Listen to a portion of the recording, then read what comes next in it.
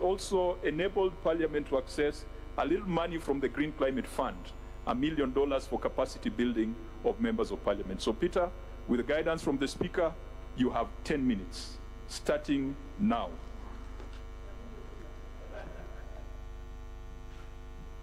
Honorable Speaker, Honorable Chair, thank you very much.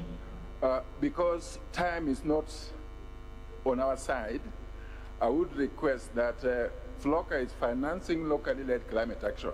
It means that the lowest person speak first and then the rest speak later. In view of this, I will donate the first 5 minutes for the video of what we have done, then give a clarification for 5 minutes, then I wait for questions, if any. Over to you.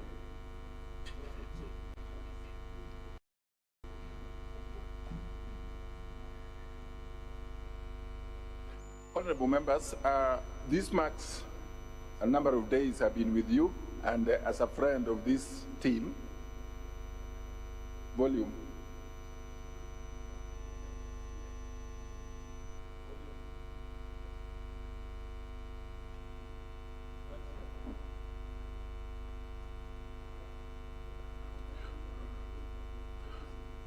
So as the technologies, they are maneuvering technology, Honorable Speaker, we have been working for the last 3 years, and FLLOCA has been moving to respond to the issues. Yes. Hatukuwa na maji, mali tunatoa maji 4 kilomita away. Wengi wetu tumepata miscarriage, mpaka tumekaa muda mrefu kwenda mtoni na maji yako muda wangu saa kufanya kazi sina. Kana nilikuwa naumia. Kifua, mgongo. It has been a global debate and discussion and discourse around climate change, and it is a global concern, something that cannot be ignored. And so integrating climate considerations in planning, budgeting and expenditure for governments cannot be overemphasized. Over the 10 years, 2020 to 2030, will require huge amounts of resources, $62 billion to deal with mitigation challenges. Annually, that comes to $6.2 billion per year.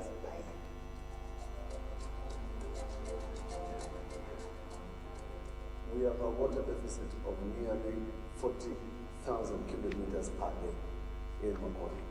The food is scarce, a lot of it is rain-fed agriculture. Even the food we are eating is not balanced, so a lot of there's a lot of malnutrition. So FLLOCA came in like a miracle because it's an all-encompassing project. We call FLLOCA to respond to the local challenges that we are seeing. It is about that program that is called Financing Local-Led Climate Action, short FLLOCA, meaning that whatever to be financed should come from the people themselves. The design of FLLOCA is to bring in these international development partners or partners, to bring in the resources. Then we have what we call a climate change fund. This fund is now where now the FLLOCA program money is put into this fund. Now that money is now taken to the more system accounts. And these investment programs are in 4 key categories: water, climate smart agriculture, disaster risk management, then restoration of degraded environments, and then there is a 5th component of emerging issues, for example, clean renewable energies within the household. The program in the FLLOCA, for the touch and loan of I get the water room to give you an emphasis in your neighborhood. I am tired of my case of being the one. Okay, here, I have again now. Mom at the one, or they did it. Oh, mom at the one. The one that I'm a jolly young, I like you. Oh, always got authority in the Lega school fees. Young lady is on mess and then I will tell you. This trial was done last year around July. I remember that time the weather was very harsh. It was very good. Rain became a challenge. It would take up to 3 weeks to dry. that we face soil dryer. It takes just about 4 days. With the soil dryer, we have got what we call uniform dry. The quality improved. Yeah, even in the women farmers, it goes down. The problem that has always existed in Yanga has been from floods. We decided during public participation that floods was one of the problems that we had to in. Being the source of one of the rivers, which is AJAABU, that gets floods and affects our people down there within the same water. We had now to decide on the annihilation of the river AJAABU. Then we gave out the request. We decided to take certain action. You find it rains, you do not need water collection. So we decided at least to have certain collection points. There are certain areas that it runs off the shore and it erodes those areas. These trees were planted and it has stopped the valley that was upcoming. In 2023-2024, we received 162.5 million shillings as a first tranche of the FLLOCA investment program funds. Water was a key area. So most of the programs that were chosen by most of the committees are water-based programs. Apart from that, we have done projects on conservation.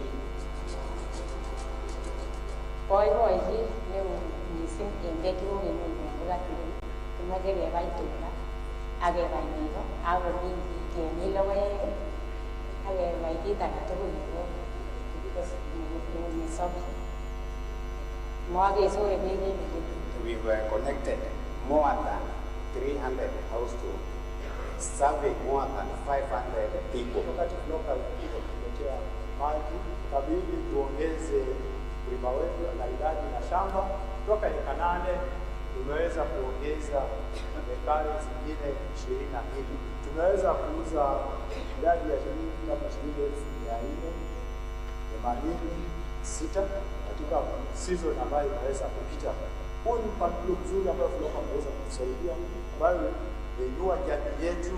Pia nutrition value ya mboga ambazo tunapata hapa, pia mambo na maradhi madogo ambayo inasumbua wananchi haitakuwepo tena. Tulikuwa tuna ugumu wa kupata maji ya kunywa, lakini kwa wakati huu hiyo shida imeisha. Mradi wenyewe uko hapa sasa na umetokea maji ya kutosha na maji safi. I see a commercial venture unit forming a company that can sell local water. Tunatambua hii mradi kama ni brand yetu, sio ya FLLOCA na si ya county government. Kwa hivyo sustainability ya hii mradi, sisi tunasema hii mradi itadumu kwa sababu yetu.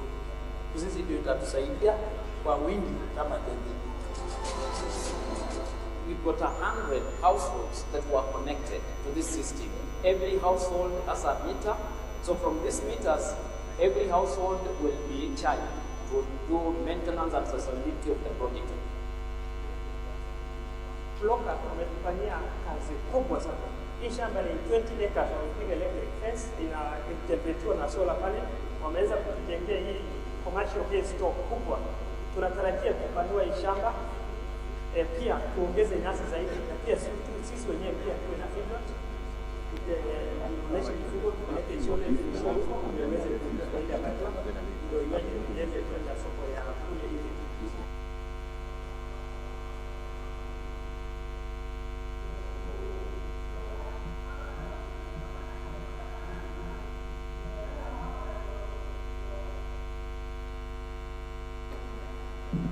Honorable Speaker and honorable members, I've been before you many times, not because of any problem, but because to provide technical figures to the committee, and the last one was in 2 weeks.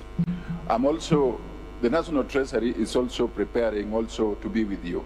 And because of time, definitely I would not want to go through this comprehensive PowerPoint presentation, because we will be with you, but each and every county, 47 of the counties have felt FLLOCA resources.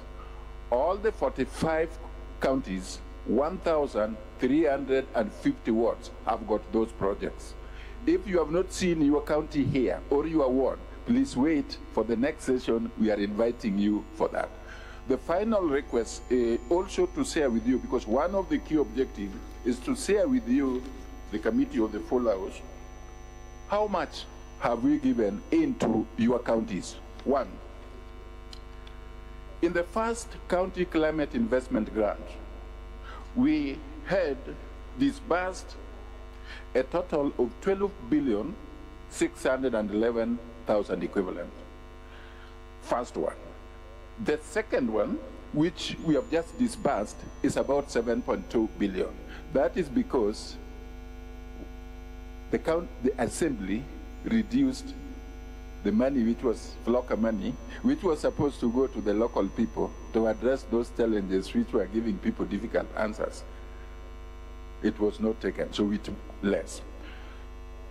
The other thing that I would want to highlight, because FLLOCA is a contributory scheme, up to date, the county's government have contributed approximately 8 billion to supplement into these.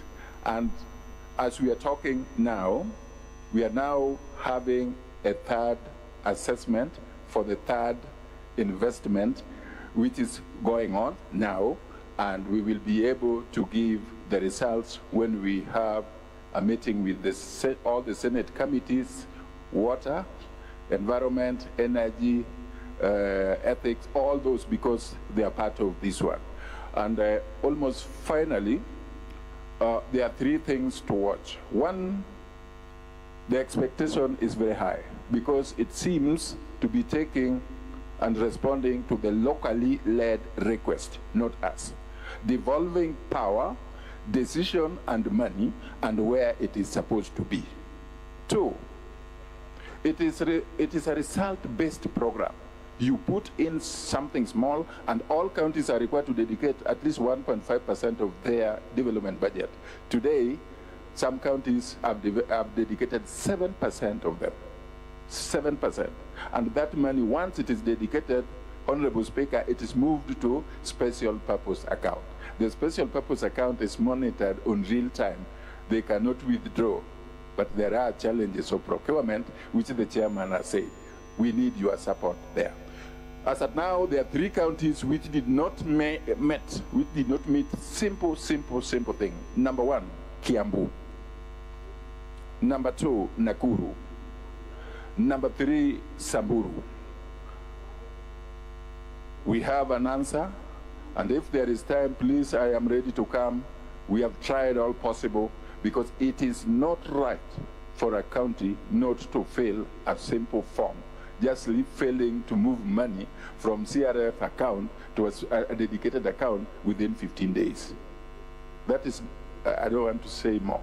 So please, if you are from those 3 counties, we will be able to have an engagement with you, because under FLLOCA program, should you fail to meet those minimum conditions, your money will be divided upon all other counties. The people will lose.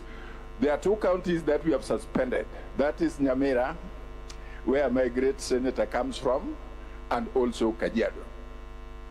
Under the FLLOCA principle, we detect any intention and motive for theft or misuse, then we act immediately, and then we prevent and close the account immediately.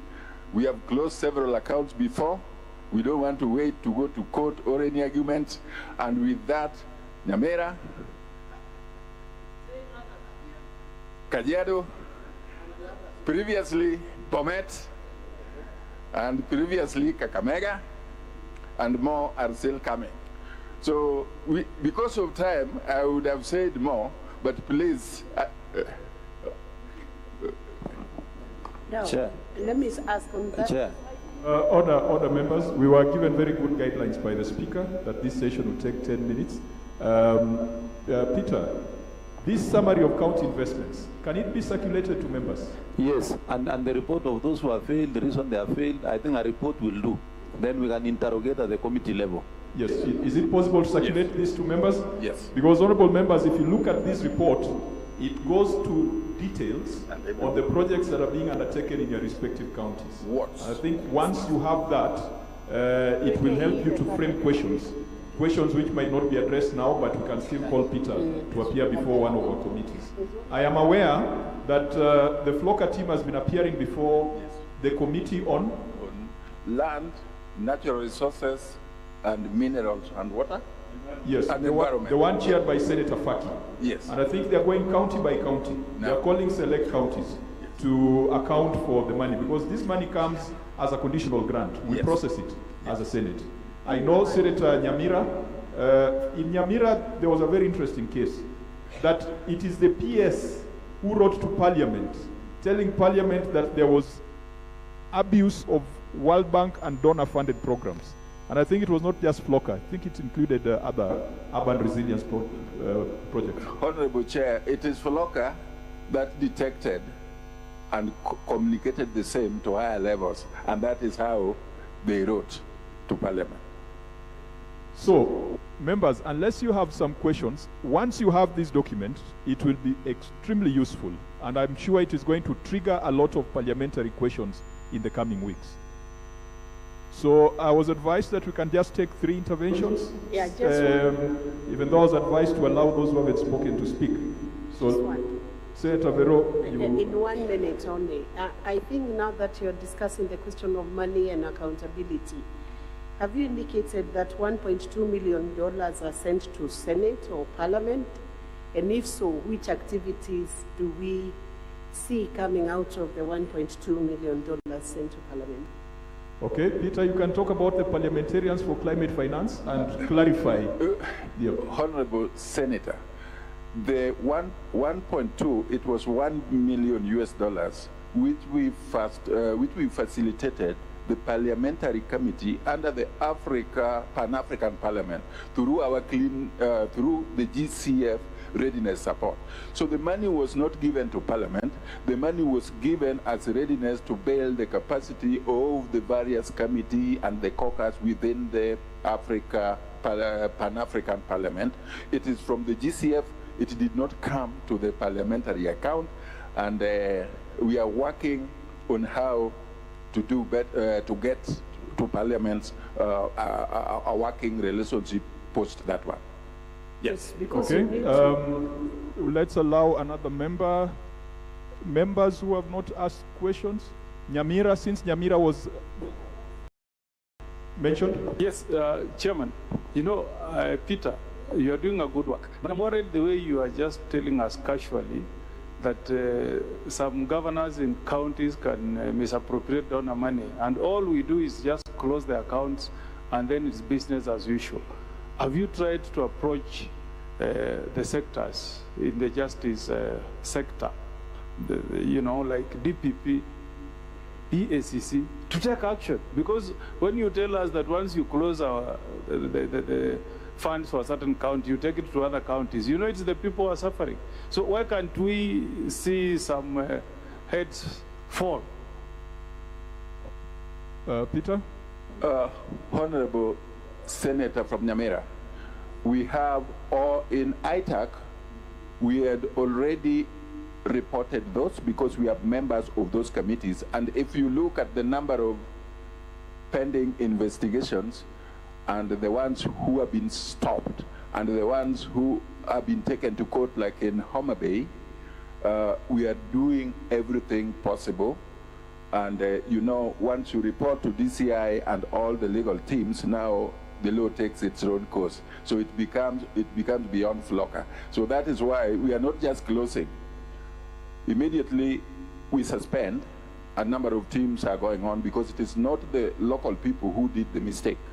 It is those individuals who are being dealt. That is why Kakamega, we lifted the ban immediately after all the verification and safeguards were restored. That is why Bomet, once the team from World Bank, from FLLOCA, from all the ministries went, verified, closed all the loopholes, it was opened. That is why even Nyamira now, a lot of work, the entire team is there to ensure that while the long arm of the law is working, it will be coming. The short arm of the law is working now so that the people who are affected by climate change, honorable members, is addressed. Building resilience is about now and not tomorrow. So that is why we are preventing further loss, but we are also taking action now because it is the resources that is needed to make the local poor people adapt to the impact of climate change, build their local resilience, move, get their livelihood support system. This one cannot wait for the long wheel of justice. So we are taking all-round approach, honorable members, and that is why you have also done very well.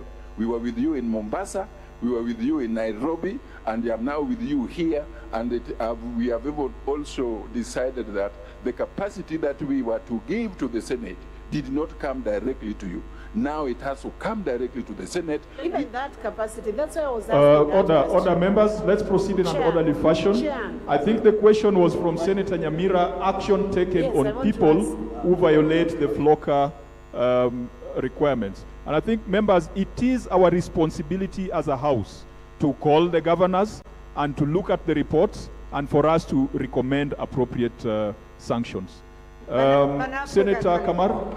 Yes, I'm a member of the Pan-African Parliament. How did the money go to the Pan-African Parliament and through which arm? Because the Pan-African Parliament delegation is actually hosted by the Senate. So we lead the delegation through Senator Mungatana. We have a member in the Agriculture Committee. We have never heard of this. Honorable, can I respond? Okay, quickly, our 10 minutes have run out. 10 minutes. Our 10 minutes have run Honorable out. Speaker, should I proceed? No, you can quickly respond, Peter. Let me keep time. I'm a Japanese trained man, and I respect law. So I will be available here. The answers are available. I beg, Mr. Chairman, to remain here and respond because those are supplementary questions which are directly not linked to the FLLOCA program. Thank you very much. Okay, let me address the elephant in the room. And I hear Senator Veronica and Senator Muma murmuring and whispering. They think that there's some money that came to Parliament for members of Parliament. Peter, no, let me tell you, I can hear you murmuring from where you are sitting. This is a gentleman who authorizes any access to the Green Climate Fund, GCF. Is a designated national authority. Every country that is a member of GCF is entitled to something called a readiness fund. That readiness support is a maximum of $1 million per annum. That readiness support can go to various groups. Peter has recruited the judiciary. He has recruited the designated authorities, and he has also recruited members of Parliament. Parliament did not access $1 million.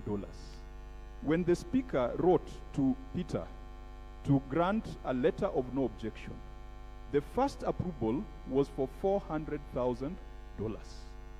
The $400,000 never came to Parliament. In fact, it never went to the Treasury. GCF disbursed it through their networks, UNIDO. UNIDO is the implementing agency. Peter wanted NEMA to be the implementing entity. But NEMA could not write a proposal. It is UNIDO that wrote a proposal that GCF approved. All the money, all the funding, all the operations, all the employment is being done by UNIDO through Climate Parliament. Parliament, the only thing that happens to us is that we are told there's a meeting somewhere. Chair, that's okay. There's a meeting somewhere, nominate somebody. We are satisfied. Yeah. So, no, I wanted to deal with the murmuring from the two distinguished senators. But let me just add a rider. Yep. That, honorable members, Honorable Speaker, Peter? there is already work on progress with our team to do a proposal directly to Parliament, and it will fit better for that. Thank you very much. Fine. Well, once it comes to Parliament, it goes to the clerk, and then now members can be able to track it. But I think the biggest takeaway is that this is 10 billion shillings Senate. that you need to have some oversight on. Not Parliament, Senate. No, honorable senators, you can make a follow-up with the director. He's just promised he's not leaving till we are done. So if you have any further queries, I think he's available to respond to that. Now let's move to Senator Wakili Hilary Sigei. 5 minutes allocated to you, and thereafter we'll hear from Senator Veronica Maina. Another 5 minutes.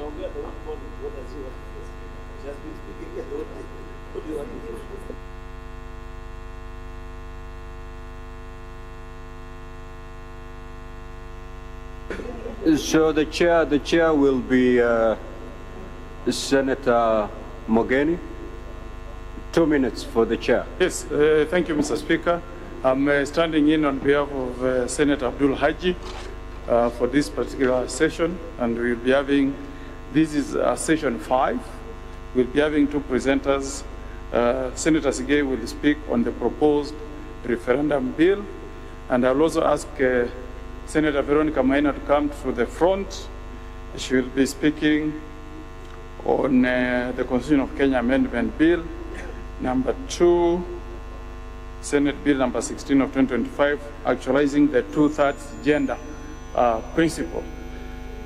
Yeah, so Mr. Speaker, because you have given me 2 minutes, I don't want to waste a lot of time other than to introduce my colleague, Senator Sigei, senator of my neighboring county of Bomet. He's speaking to us at a time when we made some milestone as a Senate through the publication of our Constitutional Amendment Bill number 13 of 2025. I think we are all looking forward to question 7 on the ballot in our next elections next year, when Kenyans can also be given an opportunity to vote on a Constitutional Amendment Bill through a referendum.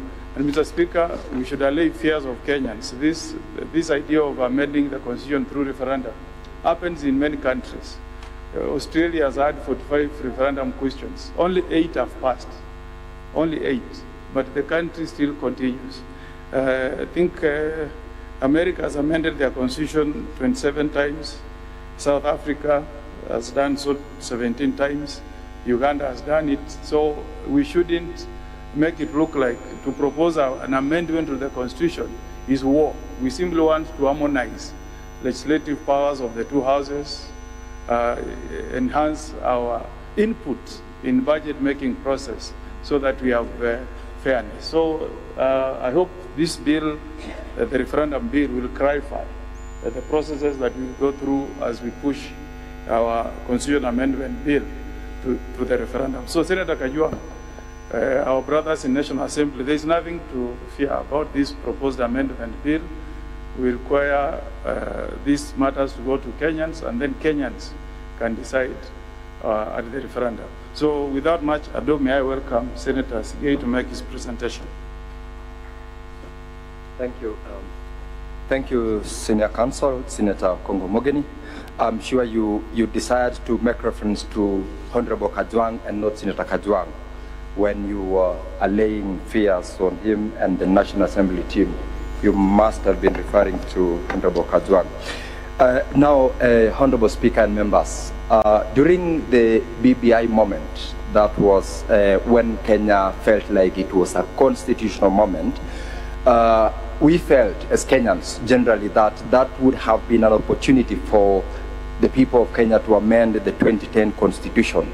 Unfortunately, you know what transpired, what happened through the entire process, including ultimately the pronouncements that came from court. And the big question from then has been, is it ripe that our constitution be amended? And that is the question that we are seeking to answer in a number of the processes that we have undertaken, including now the Constitutional Amendment Bill, which is the Referendum Bill 2026, which is what I will run you through in a very brief manner. I will encourage members to still look at the content of this bill at your opportune time. It is quite important to do so because you recall towards the end of the last session, we did suspend an earlier on proposed public participation across all the counties because we felt it was not available for us as JLAC alone, but it was available for all the members of the Senate to be fully engaged and participate in the public participation process when we were seeking to push for the amendments which became very important and critical to the House and the relevance of this House from the matters that went to court, pursuant to the very many legislations and the matters which were before court, including more importantly on the mandate of the Senate and also the provisions of Article 110 in terms of concurrence between the National Assembly and the Senate leadership, or the Speaker for that matter. For this purpose then today, the Referendum Bill 2026, that is Senate Bills number 3 of 2026, largely borrows what we've previously been dealing with under the Elections Act, Cap 7, in terms of the Constitution of Kenya Review Regulations, which came into force pursuant to the promulgation of the Constitution of Kenya in the year 2010. Notably, for purposes of this is that in 2020, 2 bills were presented in the National Assembly. That is the Referendum Bill, National Assembly Bill number 11 of 2020, that was sponsored by JLAC, as well as Referendum Bill 2020, National Assembly Bills number 11 of 2020, sponsored by the Constitutional Implementation and Oversight Committee. These 2 bills, however, were not successful. That is what led now to the BBI story, leading to the matters which went to court all the way to the Supreme Court. And in the High Court, where we had the consolidated cases, this is important because it guides us on what we are supposed to do. The pronouncements that the court made were whether the amendment bill could be submitted to county assemblies and parliament for consideration, as well as be subjected to a referendum in the absence of a legal framework facilitating the same. The legal framework the court here was making reference to is a referendum law, which is now what we are seeking to enact. What the court said is that, can we go for this constitutional amendment without a law governing the process? And that question was one of the 2 pronouncements made. The second one is whether IEBC could undertake verification of signatures in support of a popular initiative without an enabling legal framework to that effect. So the 2 questions: can we subject it to public participation without a referendum law? And can IEBC subject the whole verification process of signatures without an enabling legal environment? And that is what led now to the desire to have a referendum law. Now, as JLAC, we have this bill before us. It has been published. We are in the process of running a program on how to have it subjected to public participation, and that is why in the last session, as I had earlier on alluded, we did suspend that public participation because we felt it's important. All the members of the 47 delegations plus all the members of the Senate would be able to participate in their respective counties so that people understand beyond just the constitutional amendment, but still we have it fully taken. The summary of the bill for the benefit of this session is basically to say it sets up a framework for the conduct of referendum in Kenya, and it seeks to establish how do we initiate a referendum, how do we organize, how do we conduct, how do we deal with the challenges that would possibly arise from people going to court. Remember, we are a very litigious society. And so it seeks to, deal with the process of initiating, organizing, conducting, both at the national and the county level. It has got in part 1, that is clause 3 and 4, the preliminary matters. I will not need to get into details of that. Part 2 of the bill is dealing with pre-referendum processes, and it provides that where Parliament passes a constitutional amendment that requires a referendum, the President shall notify the Commission within 30 days, and the referendum shall be held within 90 days. That is critical because of the timelines. It guides as to when can we start, what is required of the Parliament, and ultimately how, and in terms of the timeline, the President will submit and commit before the Commission for ultimate enactment. And there are two fronts to this, which I think is important. The constitutional amendment by popular initiative, where the promoters of the amendment are required to submit a draft bill with supporting signatures, and as well as also registered voters. In this case, the signatures and the registered voters are supposed to be verified by the IEBC, that is the Independent Electoral and Boundaries Commission. And this was the question the courts were asking when the BBI bill was before the court. The courts were asking the question, can IEBC verify these signatures without an enabling legal framework? A referendum bill, therefore, honorable members, will answer that question, because it will give a guide as to how IEBC could verify the signatures supporting the referendum, as well as the people who have signed up to support the referendum question. And the second phase of it is, once the Commission has verified sorry, excuse me, that a popular initiative meets the requirements of Article 257 of the Constitution, it shall now submit that draft bill to all the 47 county assemblies for consideration. Each county assembly will be required to approve or reject the draft bill within a period of 3 months, and that decision, whether to reject or to approve, shall be communicated to both houses of Parliament. And it is this communication that will trigger the next step. And if the communication is not made within that 3 months, it will be deemed to have been rejected by that particular county assembly.